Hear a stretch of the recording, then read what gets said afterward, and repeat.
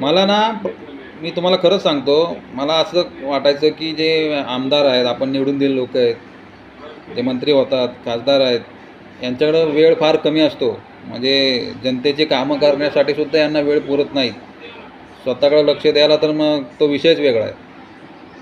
परंतु काही अशा घटना व्हिडिओ समोर आले, त्याच्यावरून तर असं स्पष्ट जाणवतं आहे की यांच्याकडे पुष्कळ वेळ आहे. आपण यांचे लेखी कोणीच नाही आहोत. म्हणजे यांच्याकडे पूजापाठ करायला वेळ आहे, मारामाऱ्या करायला पुष्कळ वेळ आहे.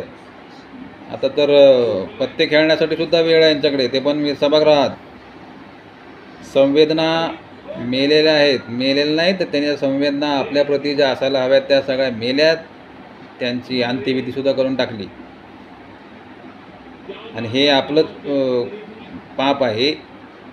ते आता आपल्याला भोगावंच लागणार आहे अजून काही वर्ष तरी.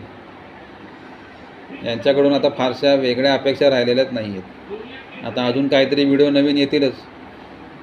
बघायचं आणि फक्त बघतच राहायचं. आता काही करू शकत नाही आपण काही वर्ष तरी. पण संवेदना मेलेल्या आहेत आपल्याप्रती.